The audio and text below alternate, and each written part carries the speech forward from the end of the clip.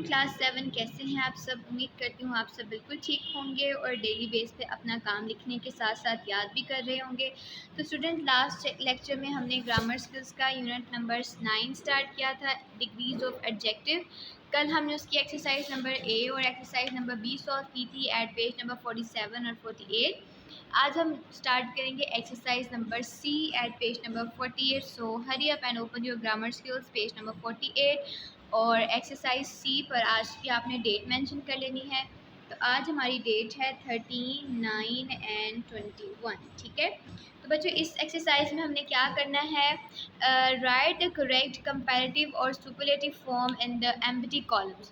वो कहते हैं यहाँ पे आपको दो कॉलम्स दिए गए हैं जिसमें आपने पॉजिटिव से एक तो कंपैरेटिव बनानी है, दूसरा कॉलम है पॉजिटिव से आपने सुपरलेटिव बनानी है। ठीक है, ये इनकी कंपैरेटिव्स बनानी है और इनकी सुपरलेटिव फॉर्म बनानी है।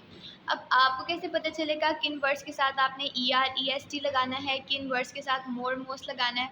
और मैंने आपको बताया था कुछ डिग्रीज ऐसी होती हैं जो कि बिल्कुल ऑपोजिट होती हैं, मतलब ना उसमें ER EST लगता है और ना ही मोर मोस्ट लगता है। तो उसके लिए यहाँ पे ग्रामर हेल्प्स के कुछ 3 रूल्स हैं, इनको हम रीड करेंगे जिनसे हमें पता चलेगा हमने ER EST मोर मोस्ट किसके साथ लगाना है और कौन सी हमारी इर्रेगुलर सुपरलेटिव और कंपैरेटिव होती है। ठीक है, you use ER and EST to form comparative and superlative of your adjective। ER और EST आपने उन एडजेक्टिव के साथ लगाना है जो शॉर्ट होती है, मतलब जो प्रोनाउंस करने में शॉर्ट होती हैं, जो कह लें जिनका एक या हद 2 सिलेबल्स होती हैं और वो उसमें कंप्लीट हो जाते हैं। ठीक है, जैसे कि प्राउड।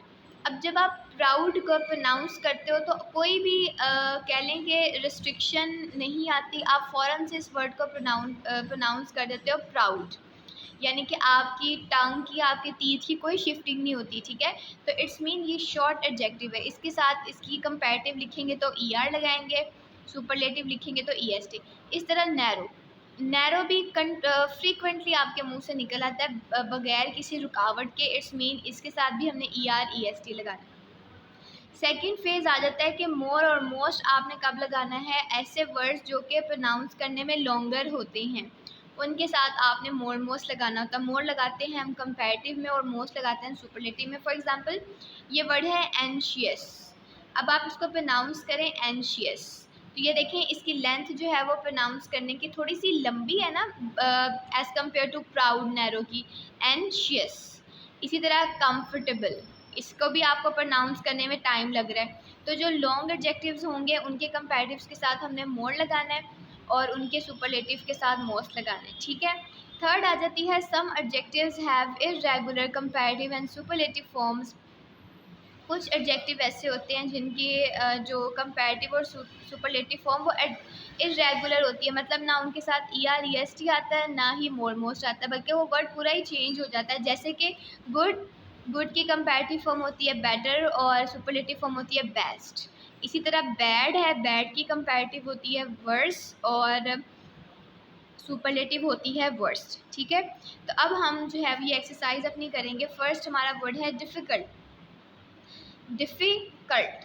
अब ये जो है ये स्मूथली आपके मुंह से नहीं निकलता, आपकी जो टीथ हैं, आपकी जो टंग है उसमें स्लाइट जो है वो चेंज आता है, आपको कभी ऊपर नीचे करके उसको प्रोनाउंस करना पड़ता है। डिफ़िकल्ट, कभी आपकी टंग आगे जा रही है कभी पीछे जा रही है। ठीक है, तो इस वर्ड को हमने जब कंपैरेटिव बनाना है तो इसके साथ हम मोर और मोस्ट लगाएंगे, लेकिन हमने यहाँ पे क्या बनानी है, इसकी कंपैरेटिव बनानी है। तो डिफ़िकल्ट की कंपैरेटिव हम बनाएंगे मोर डिफ़िकल्ट, तो यहाँ पे हमने लिख दिया मोर डिफ़िकल्ट। अब स्टूडेंट्स ऐसा करते हैं, पहले हम पॉजिटिव कंपैरेटिव का कॉलम ही फिल कर लेते हैं, उसके बाद सुपरलेटिव की तरफ आते हैं। ठीक है, नेक्स्ट है स्वीट।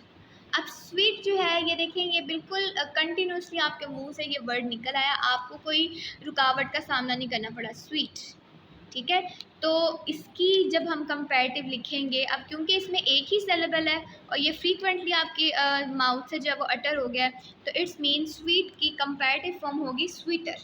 ठीक है, और बच्चों कुछ वर्ड ऐसे होते हैं जिसका लास्ट अल्फ़ाबेट हमें रिपीट करना पड़ता है, तो इसका भी होगा SWEETER, स्वीटर। ठीक है, उसके बाद नेक्स्ट है केयरफुल। अब ये ना यहाँ देखिए इसके 2 सिलेबल्स हैं और थोड़ा लॉन्ग एडजेक्टिव है। केयरफुल, इट्स मीन इसकी जब हमने कंपैरेटिव लिखनी है तो हम इसके साथ क्या लगाएंगे, मोर लगाएंगे, तो ये हो जाएगी मोर केयरफुल। ठीक है। इसी तरह नेक्स्ट है डर्टी। अब डर्टी भी आपने एकदम से अटर कर दिया, कोई रुकावट नहीं आई, आपने एक ही फ्लो में वर्ड बोल दिया डर्टी। इट्स मीन डर्टी की कंपैरेटिव फॉर्म में हमने इसके साथ ई आर लगाना है। ई आर इस तरह लगेगा कि आपको मैंने बताया हुआ वाई कट करके हम हमेशा आई लगाते हैं, तो ये बन जाएगा dirtier, DIRTIER,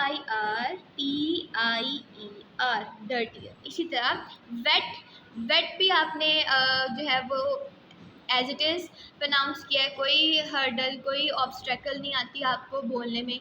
wait, it's mean इसके साथ भी आपने क्या लगा देना है, ई आर लगा देना है, और इसका भी लास्ट वर्ड आपने रिपीट करना है, तो ये हो जाएगा WETTER, वेटर। वेट का मतलब होता है गीला। Next is confident. अब कॉन्फिडेंट, इसमें 3 सिलेबल्स आ गए हैं, ठीक है, कॉन्फिडेंट 3 सिलेबल्स आ गए हैं, और ये हमारा लॉन्ग एडजेक्टिव है। तो जो भी लॉन्ग एडजेक्टिव होगा उसके साथ हमने मोर या मोस्ट लगाना है।